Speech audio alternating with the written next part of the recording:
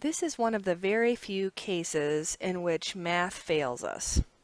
Typically, math is pretty consistent and is pretty reliable, but in the case of classical suppression, the formula for the beta weight just doesn't do what we would like it to do.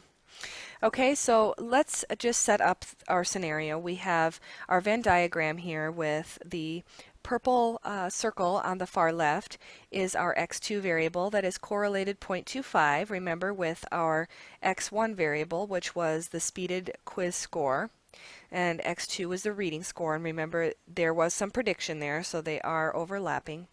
And then we have a larger overlap with x1 and our y. Remember, our outcome variable is the math achievement test performance. And so we have, again, this chain where x1 and x2 are correlated, but that variability that they share is not shared in the DV. And remember, that's a problem. And the reason that's a problem is because of the way that the B weight is calculated for reading speed. So the x2 B weight, let's just go over that formula. Okay, so we're going to substitute in the bivariates. Remember, this is just the formula that we have learned previously. Remember, the ry1 minus the ry2, and then multiply that by the correlation between the two predictors. Remember, r12. This is the same formula. So we're going to substitute in our first bivariate, and that is negative 0.06. So that's the B weight that we are looking at, the focal one for x2. So we'll put that in, and then we'll subtract off the product of ryx1, which is the bivariate between the x1 and y, and that's 0.43, and we're going to multiply that by r12, which is the correlation between x1 and x2, remember that, and that was 0.25. And then we're going to draw the line and go to the denominator now. That's 1 minus the squared r12, which was again 0.25. And when you calculate that out, go ahead and use a calculator. It comes out to approximately negative 0.18, and its p-value, let's say, is significant. Okay, so I'm just making this up, but this could be very well happen in your data later. And I want you to know what's going on if it does. Okay, so let's say you get the significant B weight, but the bivariate was very small, and sometimes the bivariate will even have the opposite sign. In this case it didn't, but in some cases it does.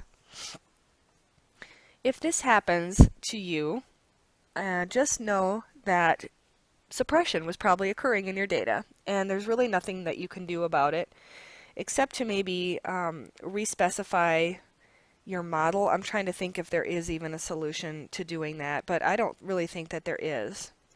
This problem occurred in a dissertation on which I was a committee member, and this classical suppression happened when the bivariate was a different sign than the B weight was and the beta weight. And so I remember that the student was confused about that, and I said, go look up classical suppression, and then at least you have something to report and write about when you're presenting your findings. And so you may come across this in the literature. I know I have, where there's a study that was done, and the authors were writing up the results, and there was something funny with the B weight not being the right sign, and they said this must be due to suppression, and then they left it there and just went on to report their other findings. That wasn't the only hypothesis. They had some others that did come out, and so they were able to talk about those.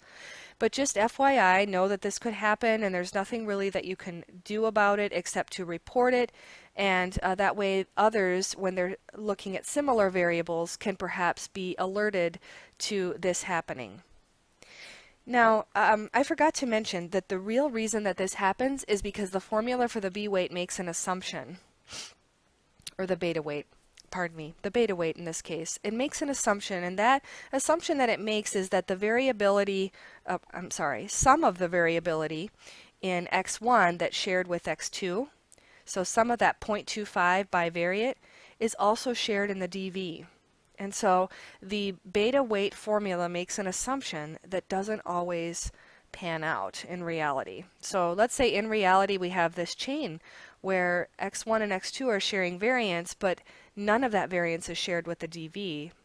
But the beta formula can't accommodate that. So it's the strangest thing, and it's don't think about it too hard. Just kind of memorize the basic idea, and the basic idea is that the beta weight does not accommodate or it does not accommodate when there's variance shared in x1 and x2 that's not shared in the dv. Or maybe more simply, you could say that the beta weight formula assumes that some of the variability that is overlapping between x1 and x2, or the predictors, is also shared in the dv. And if that's not the case, then what happens is you get these funky results that really can't be trusted. So that, ladies and gentlemen, is classical suppression. The math actually fails us in this case.